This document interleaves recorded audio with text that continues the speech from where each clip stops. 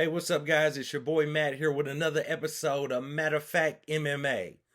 So today I wanted to kind of touch on a couple of things, get off into some things. So here's the deal. So if you're an MMA fan, you're a UFC fan of Jon Jones. I've already made a couple of videos about it, but I didn't need to make videos about it because last weekend Jon Jones won the heavyweight title of the world. So, with that being said, this has sparked a lot of debates, a lot of little rumbling, a lot of little point of views being shared in the MMA sphere, MMA sphere, you know what I'm saying? After I done threw out all them labels. But nevertheless, there's been a lot of talk about, is Jon Jones the GOAT? Is Jon Jones pound for pound the best? Is he the greatest of all time? And that's not what I'm here to litigate today.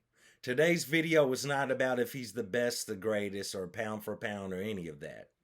But what I did want to talk about is that a lot of people who in trying to make their arguments for wherever he might fall in that line are that they're kind of conflating his in octagon fight skills, technique, with his out of the octagon, outside of fighting, lifestyle issues, problems, crimes that he committed.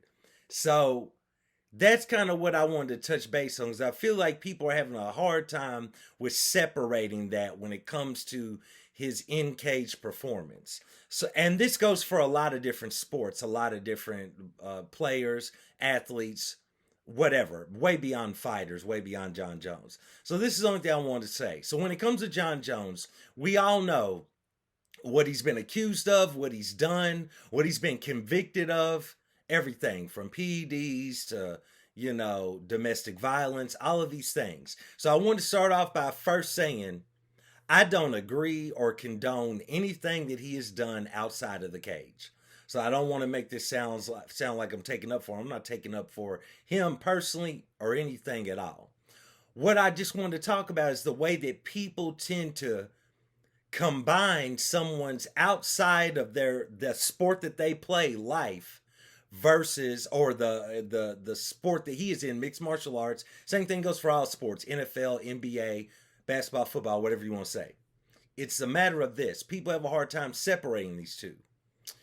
And this is how I feel about it.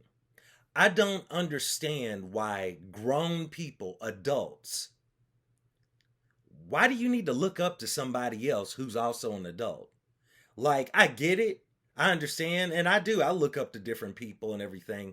But when it comes to sports figures, athletes, whether they're fighters or they play a sport like basketball, football, baseball, soccer, why do you feel the need that these people have to be your role models? Now, if you're a child or you're a teenager, adolescent, that's fine. You need sports figures are they're heroes. They're people you can really look up to, get behind, put the poster up on your wall. It's all good, right? As you can see, I got the great GSP on the wall behind me. But here's the thing. As a grown adult, which I'm a grown A man, so this is where I'm speaking from, as you can tell from the gray in my beard. Here's the thing.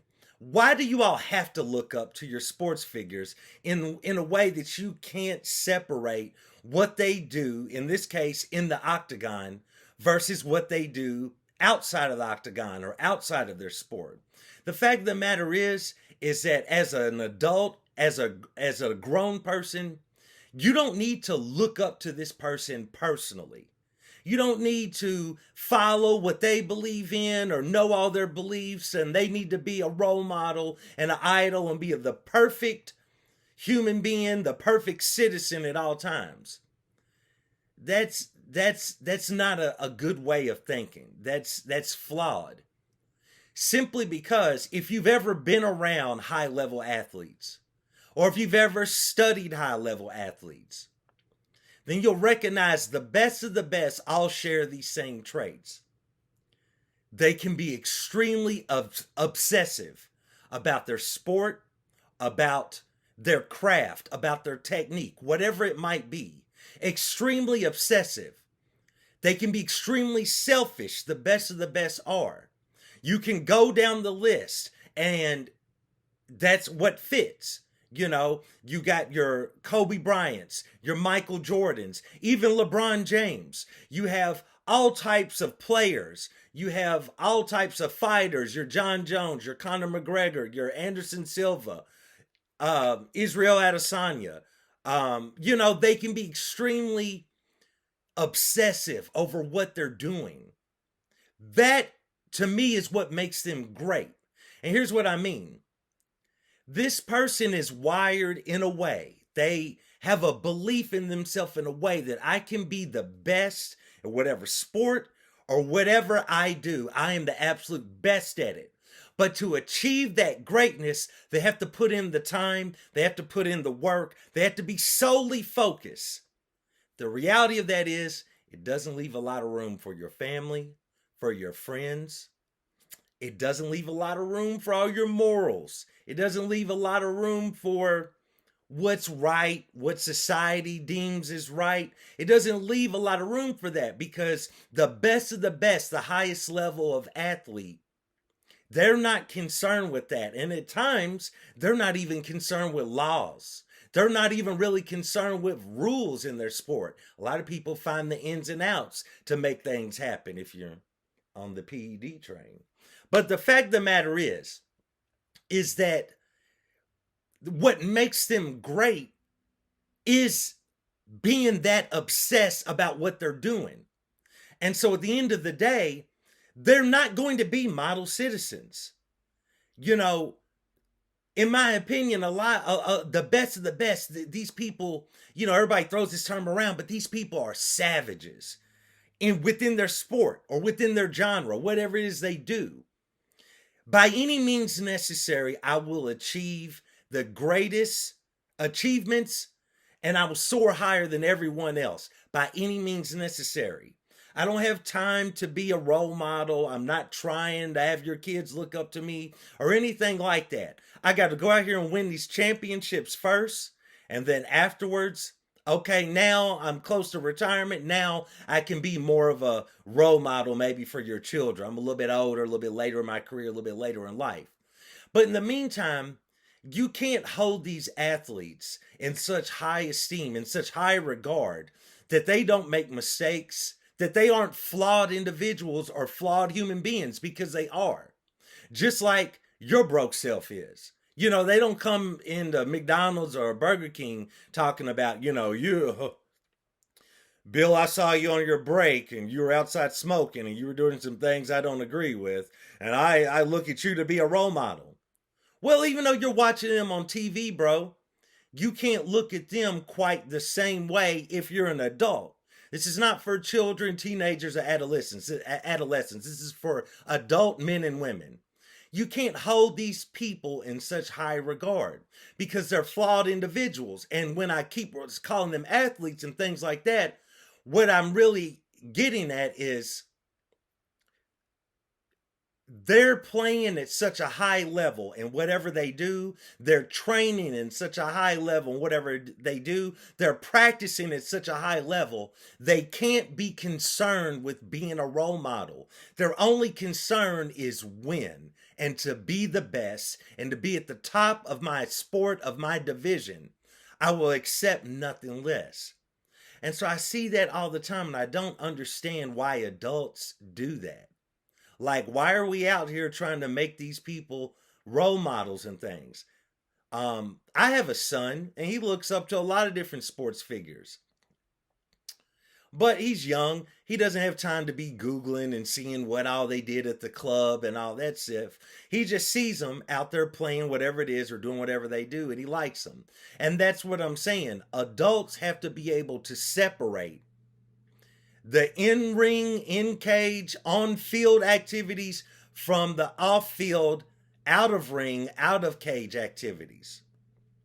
You have to be able to separate that. You can't hold these grown people, these adults, on the same level that you would hold whoever else in another field, because they're playing different. They don't wake up every day and go punch a clock. They don't wake up every day and go into an office. There is no human resources for them when they're training, or just when they're trying to unwind. If you're a savage and your everyday job is to wake up and fight somebody in a ring or in a cage in combat, you're not gonna be worried about being on your best behavior when you're at a club, when you're at Starbucks, when you're anywhere. You're gonna do whatever you want to do because your whole and sole focus is to be the best at what I'm being paid to do and what my dream is to do. I don't care about anything else. And that is the mentality of a true savage, of the highest level athlete in any sport, in anything. In a lot of aspects, entertainment and everything. You can't judge these people based out of how you would judge your friend next door or the common person working within an office. No, they're not on a higher level. They're not, if you believe in religion, they're not godly or anything like that. That's not the case. But at the same time, you have to understand this person isn't training every day to be a role model or somebody that your broke self looks up to. These people are training at the highest level to achieve the highest achievement that they can have within their genre, within their sport, within their field. So I just think that's something to be said. Again, I'm not taking up for Jon Jones. I think a lot of his messes he's got into out of the cage are horrendous and horrible. And, they're bad. They're extremely bad. And a lot of them are unforgivable. But when you're talking about who is the best fighter, and I'm not saying he's the best, his out of cage activities can't be conflated in that. So to sum it all up, I know a lot of people don't like what a person like Jon Jones has done in his outside the octagon life. I know they don't like the things he's been accused of, the crimes he's committed, and the things he's been proven to have done. But you're mixing the two between how much you like the man outside of what he really does, being a fighter. You're confusing that with his true ability and his true skills in the sport. And that goes for anybody who kinda is in the limelight and is always, people are always taking shots at them by what they do outside of what their expertise is in. So that was all I wanted to say. Appreciate you guys checking in on me, watching these videos and everything. You tell me, am I right? Am I wrong? Is it math or is it fact? Man, I love opposing points of view. I'm not a person that I don't condemn anybody. Your point of view is your point of view. I'd like to know your point of view. So, anything you have to say, if you agree, you disagree, let me know in the comments. Like, subscribe. I appreciate everything. Once again, this has been Matter of Fact MMA, and I will see you guys next time. Peace.